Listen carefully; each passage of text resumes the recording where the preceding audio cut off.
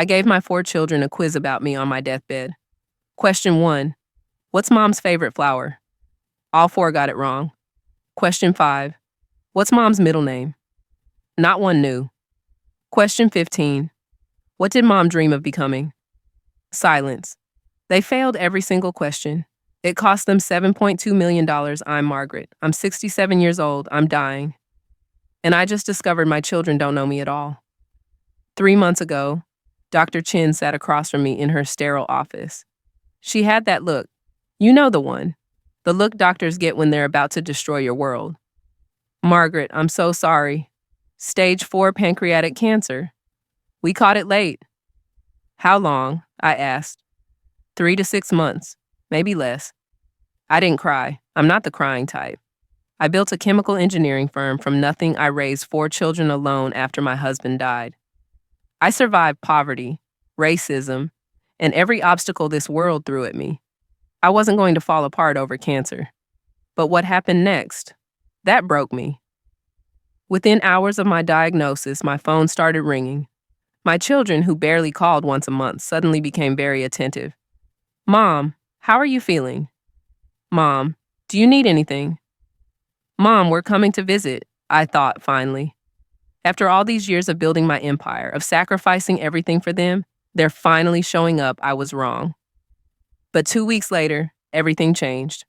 I was in my home office, reviewing financial documents for my company.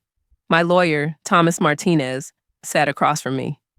We were discussing my estate plan. $8 million, 4 children. Simple math, right? My phone buzzed. A text from my daughter, Grace. Call me when you're alone. I excused Thomas and dialed. Grace answered on the first ring. Mom, hey, listen, I was thinking, maybe you should move in with David. He has that big house. He can take care of you. I don't need taking care of, I said. I'm still working. I'm still running my company. Mom, be realistic. You're dying. You need help. The word dying hit me like a punch. Not because I was in denial, but because of how casually she said it. Like she was discussing the weather. I'll think about it, I said and hung up. 10 minutes later, my phone rang again. My son, Marcus. Mom, Grace told me about her idea. I think it's good you moving in with David. Did she? I said slowly. Yeah. Look, Mom, we're all worried. We want to help, but also, we need to talk about the business, the company, your assets. We should get everything organized now, before I die, I finished silently. Marcus, I have a lawyer. Everything is handled. But Mom, we're your kids. We should know what's going on. It's only fair. Fair. That word.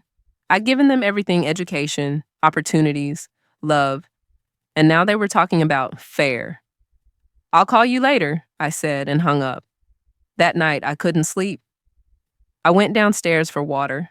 My laptop was still open in the office. A notification popped up, a video call. I'd accidentally left Zoom running from my earlier meeting with Thomas. The camera was on. The microphone was on, and I could hear voices. It was my children, all 4 of them, on a group call, talking about me. I should have closed the laptop. I should have walked away, but I didn't. I sat down in the dark and listened. Okay, so here's the situation. David's voice came through clearly. Mom has maybe 4 months. The company is worth at least $6 million. The house is paid off, probably worth $1 million. Investment accounts, another $1 million. We're looking at $8 million total. Split 4 ways. That's $2 million each, Grace said. My hand started shaking. But there's a problem, Marcus cut in. She's still sharp. She's still working. She could change her will? Why would she? Lisa, my youngest, asked. Because she's stubborn, David said. You know, Mom, she's controlling. She might leave it all to some charity just to teach us a lesson. A lesson about what? Grace laughed. We're her kids. Exactly, David said. Which is why we need to stay close. Visit her, call her, show concern. Make sure she doesn't do anything crazy. You mean manipulate her, Lisa said quietly. I mean protect our inheritance, David corrected. Look, we all need this money. Marcus, you're drowning in debt. Grace, your husband lost his job. I've got 3 kids in college. We can't let Mom give away our future. What about me? Lisa asked. You're fine. You married rich, Grace said dismissively. The call continued. They divided up responsibilities. David would handle visits. Grace would manage phone calls. Marcus would deal with the lawyer if needed. Lisa would keep quiet and go along. They weren't mourning me. They were planning how to manage me. Like I was a business transaction, an asset to be liquidated. I sat there in the dark, watching their faces on the screen, and something inside me broke. Then something else grew in its place. Rage. The next morning, I called Thomas. I need to change my will, I said. Margaret, you just updated it last month. I know. I need to change it again. Silence. Then, did something happen? I told him everything, the phone calls, the overheard conversation, the betrayal. Thomas sighed. I'm sorry, Margaret. That's heartbreaking. I don't want sympathy. I want revenge. Revenge? They think they know me. They think they deserve my money just because they're my children. I want to prove them wrong. How? An idea had been forming in my mind all night. A terrible, beautiful idea. I want to test them, publicly. I want to give them a chance to earn their inheritance. And I want it documented. Thomas was quiet for a long moment. What exactly are you proposing? A quiz, 20 questions about me. Basic things any child should know about their mother. Favorite flower middle name, first job, the things that matter. Each correct answer is worth 20 points, 400 points total, $400,000 per 100 points. So if they get all 20 questions right, they each get the full $2 million? Exactly. But if they fail, the money goes elsewhere. Where? A scholarship fund, in my mother's name, for women in STEM fields who look like me. Women who were told they couldn't. Women who did it anyway. I could hear Thomas smiling through the phone. Margaret, this is brilliant, but are you sure? They're still your children. Are they? I asked. Or are they just strangers who share my DNA? When do you want to do this? 2 weeks. That gives them time to visit, time to ask questions, time to actually try to know me. If they care, they'll make the effort. If they don't, I trailed off. Then they'll fail, Thomas finished. Then they'll fail, I agreed. Over the next 2 weeks, I watched my children carefully. David came to visit 3 times. Each time, he talked about his kids, his job, his stress. Never asked about mine, never asked about my life, my past, my dreams. Grace called every other day, always brief, always superficial. How are you feeling, Mom? Fine. Good. Well, I have to run. Talk soon. Click. Marcus sent flowers, expensive ones, with a card that said, thinking of you, Mom. But he never visited, never called, just flowers, like checking a box. And Lisa? Lisa was different. She came over one afternoon, unannounced. She sat with me in the garden, in the silence, just being present. Mom, can I ask you something? She finally said, of course. What was it like building the company, being the only Black woman in those rooms full of white men? How did you do it? I looked at her surprised. Why do you want to know? Because I'm thinking about going back to school, getting my MBA. But I'm scared. I'm 42.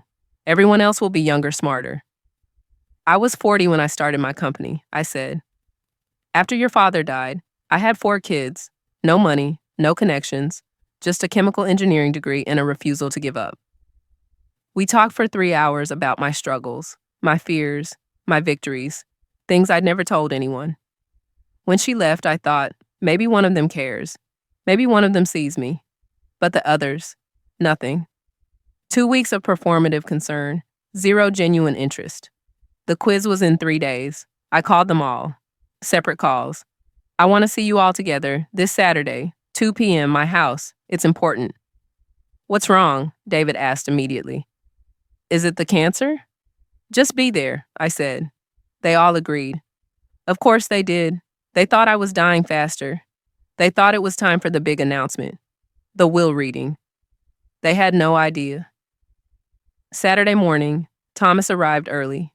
He brought equipment, a professional video camera, microphones, lights. This feels like overkill, I said. Margaret, this is legal documentation. If they contest the will later, this video will be crucial. We need high-quality footage. He set up the camera to capture the entire living room. My hospital bed, which I'd had moved downstairs, was center frame. 4 chairs arranged in a semicircle facing me. "How do you feel?" Thomas asked. "Like I'm about to expose 4 strangers," I said. "They're still your children." "Are they?" At 1:55 p.m., they started arriving. David came first, in a suit. Like this was a business meeting. Grace came second with her husband, Robert. I told Robert to wait outside. This was family only. Marcus arrived third, looking nervous. Lisa came last, carrying flowers. Real ones, not ordered online. They sat in their assigned chairs. Thomas sat off to the side, legal pad ready. "Mom, what's this about?" David asked. I took a breath. This was it. The moment of truth. "I'm dying," I said simply. "You all know that. I have maybe 2 months left, maybe less, and I need to make a decision about my estate, about who gets what." They leaned forward, hungry, eager. "But I realized something," I continued. "I don't know if any of you really know me, if you see me as a person, or just as a bank account." "Mom, that's not fair," Grace protested. "Isn't it? Tell me, Grace. When was the last time you asked me about my life? Not my health. My life." Silence. That's what I thought. "So here's what's going to happen. I'm going to ask you 20 questions. Simple questions. Things any child should know about their mother. Thomas here is recording this for legal purposes. Each question is worth 20 points. 400 points total means $400,000. Get all 20 right? You get your full $2 million inheritance, but for every question you miss, you lose $20,000. "You're joking," Marcus said. "Do I look like I'm joking?"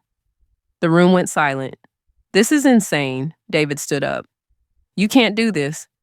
"Sit down, David, or forfeit. Your choice." He sat. "Let's begin." "Question 1, I said. What is my favorite flower?"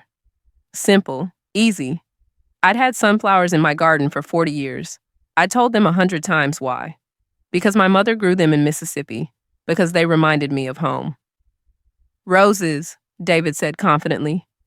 "Lilies," Grace guessed. "Orchids," Marcus tried. I looked at Lisa. She was crying. "Sunflowers," she whispered. "Because of Grandma." I nodded. "Lisa gets 20 points. The rest of you get 0. The room erupted. "How are we supposed to know that?" David demanded. "By listening. Question 2. What is my middle name?" They stared at me blankly. "Elizabeth," Grace tried. "Marie?" Marcus guessed. "I don't know," David admitted. "Lisa?" "Josephine," she said. "After Grandma Josephine." "Correct. 40 points." "This is bullshit," David stood again. "You're setting us up to fail." "Am I?" "These are basic facts about my life. My favorite flower, my middle name, things you should know." Question 3. Where was I born?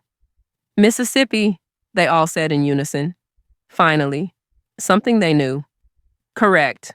Everyone gets 20 points. I saw them relax slightly. Maybe this wouldn't be so bad. Maybe they knew more than they thought they were wrong. Question 4. What was my first job after college? "Secretary," David said. I felt something inside me shatter. My own son thought my chemical engineering degree led to secretarial work. Wrong, Grace? Teacher? Wrong, Marcus? I honestly don't know, Mom. Lisa? Chemical engineer at DuPont, she said. First black woman in their Delaware plant. You told me that story when I said I was scared to go back to school. Correct. Lisa gets 60 points total. David, Grace, Marcus, you each have 20. We were only 4 questions in, and the divide was already clear Lisa knew me. The others didn't. Question 5. What year did your father die? This they should know. They were there. 1992, David said. 1993, Grace said. 1994, Marcus said. 1995, Lisa said. I closed my eyes. He died in 1995. Lisa is correct. 80 points. How did you not remember the year Dad died? I asked David. I was young. It's been 30 years. You were 20 years old. He was your father. Silence. Question 6. What was my mother's name? Josephine, they all said. They remembered because I just told them my middle name. Everyone gets 20 points. We continued. Some questions they knew. Most they didn't. Question 10. What is my biggest fear? Dying, David said. Being alone, Grace said. Pain, Marcus said.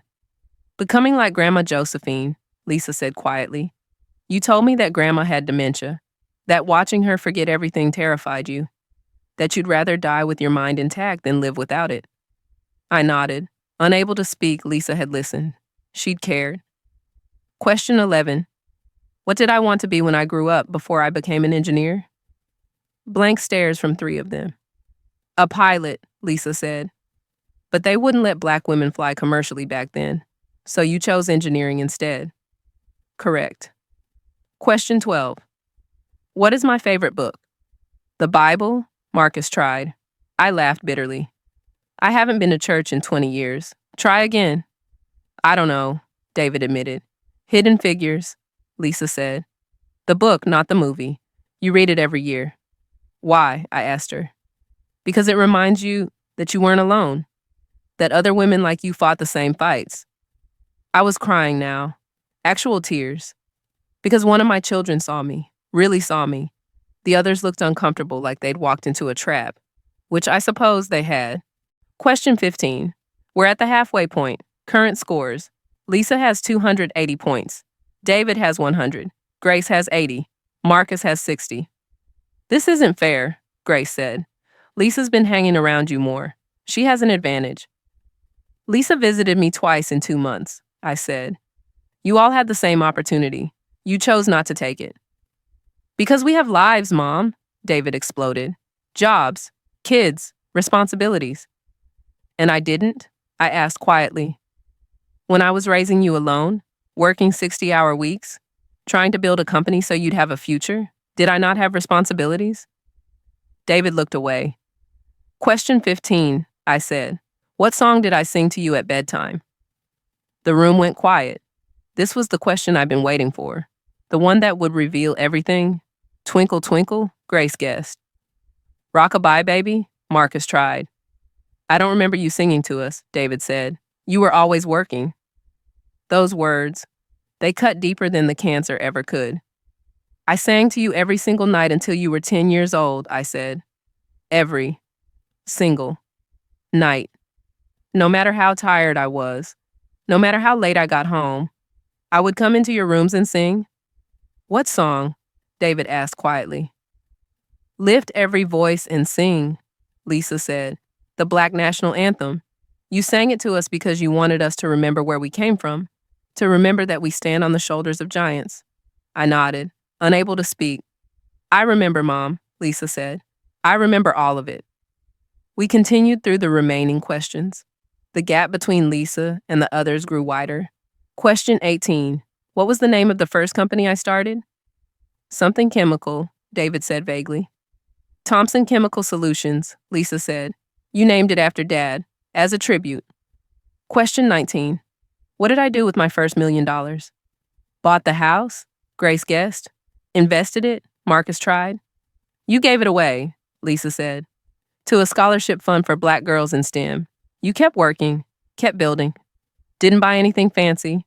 Just kept grinding because the money wasn't the point. The legacy was. And finally, I said, question 20. The last one. What would I want written on my tombstone? The room held its breath. Here lies a good mother, David said. I almost laughed. A good mother. Was that all I was to him?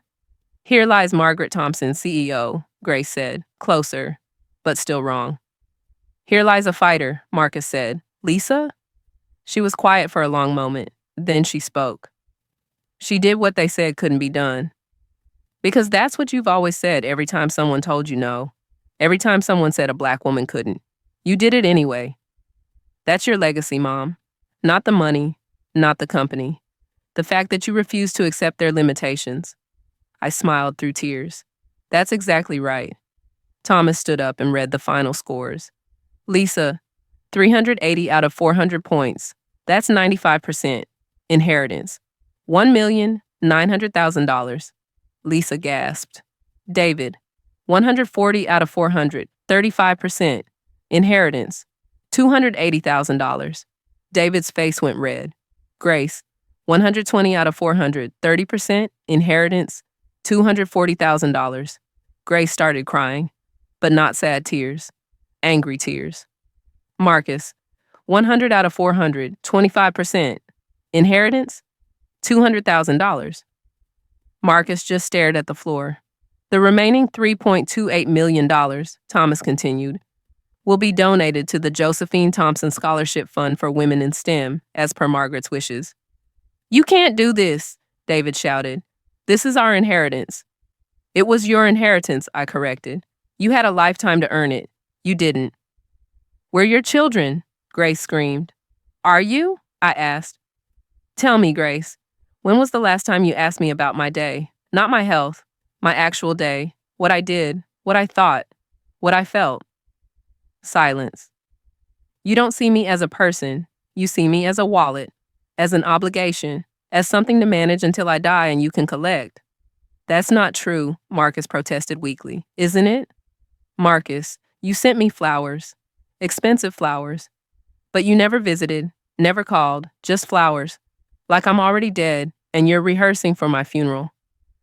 I turned to David, and you, my oldest son. You thought my first job was as a secretary. You think so little of me that you assumed my engineering degree was decorative, that I was just some woman who took notes for important men. I didn't mean, David started. Yes, you did. You all did. You see me as a mother, as a bank, but not as Margaret. Not as a woman who had dreams and fears and a whole life before you existed. I looked at Lisa. She was crying. Real tears. Heartbroken tears. Lisa, you're the only one who asked, who listened, who saw me as a human being. That's why you won.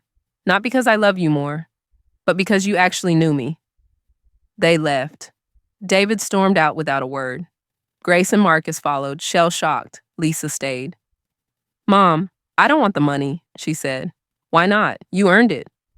Because it feels wrong, like I'm profiting from their pain. You're not profiting. You're being rewarded for caring, for seeing me as more than just mom, for remembering the bedtime songs and the stories and the life I lived before you were born. What if they contest the will? They will. Thomas has already prepared for that. We have this video, documented proof that they had every opportunity to know me and chose not to. No court will overturn this. Lisa sat down on the edge of my hospital bed. I'm so sorry, Mom. I'm sorry they treated you like this. Don't be sorry for them. They made their choices. Do you regret it? Having us? I thought about that question for a long time. No, I finally said. I don't regret you, Lisa. You make it all worth it. But the others? I regret that I failed to teach them empathy. That I was so busy providing for them that I didn't demand they see me as human. You didn't fail, Mom. They did. Maybe she was right, or maybe we both failed. Them for not seeing me for not demanding to be seen. I'm writing this from a hospice bed the cancer won, as we all knew it would. David, Grace, and Marcus tried to contest the will. They claimed I was mentally incompetent, that Lisa manipulated me, that the quiz was cruel and unusual. The judge watched the video, all 62 minutes of it. Then she looked at my children and said something I'll never forget. Your mother gave you every opportunity to know her. You failed. This court finds no evidence of incompetence, only evidence of children who didn't bother to listen. Case dismissed. The scholarship fund launched last week. Josephine Thompson Scholars. Full ride for 10 Black women in STEM fields every year. My mother's name will live forever. Lisa visits every day. She brings her kids. She tells them stories about me. Real stories. Not sanitized mom stories. Stories about the woman I was before I was their grandmother. David sent a letter. A real letter, not an email. He apologized. Said he was ashamed. Said he wishes he could go back and listen. Grace and Marcus haven't spoken to me since the quiz. I'm at peace with that. Because here's what I learned. You can give people everything, and they'll still see you as nothing. Or you can give them nothing except the truth, and the ones who matter will see you clearly. Lisa sees me. She always did. That's enough. I died on a Tuesday morning at 6:47 a.m. Lisa was holding my hand. She was singing Lift Every Voice and Sing, the song I sang to her when she was small. My funeral was packed. Not because of my children, but because of the women I'd mentored over 40 years. Black women in boardrooms and laboratories. Women who were told they couldn't. Women who did it anyway. The first 10 Josephine Thompson scholars attended. They stood in the front row, wearing their scholarship medallions. David, Grace, and Marcus sat in the back, separated, not speaking to each other. Lisa gave the eulogy. She told the bedtime song story. She told about the quiz. She told the truth. My mother taught me that love isn't just feeling, it's action. It's showing up. It's listening. It's seeing people for who they are, not what they can give you. She looked at her siblings. Some of us learned that lesson. Some didn't. After the funeral, David approached Lisa. "I'm sorry," he said. "For everything." "Tell Mom," Lisa said. "Oh, wait. You can't. You had 45 years to say sorry, to actually know her. You chose not to." He walked away. I don't know if they ever reconciled, but I know this. The scholarship fund thrived. Josephine Thompson. Scholars went on to become engineers, chemists, astronauts. They knew my story. They knew my mother's story. They carried us forward. That's legacy. Not money, not inheritance. The knowledge that you mattered, that you were seen, that you changed lives just by refusing to accept no. My tombstone reads exactly what Lisa suggested. She did what they said couldn't be done. And underneath a second line, a line I added in my final will revision. And she made damn sure her daughter knew her story. That's all I ever wanted. To be known, to be seen, to be remembered as more than just Mom. Lisa gave me that. The others gave me nothing. In the end, isn't that the only quiz that matters? Did you see the people who loved you? Did you know their stories? My 3 children failed that test, but one passed with flying colors. And in my final moments, holding Lisa's hand, hearing that song, I realized something profound. One child who sees you is worth more than 3 who only see your bank account. I closed my eyes for the last time, not with regret, but with gratitude. Because Lisa knew. She listened. She remembered. She knew my favorite flower was sunflowers. She knew why. And that, in the end, was everything.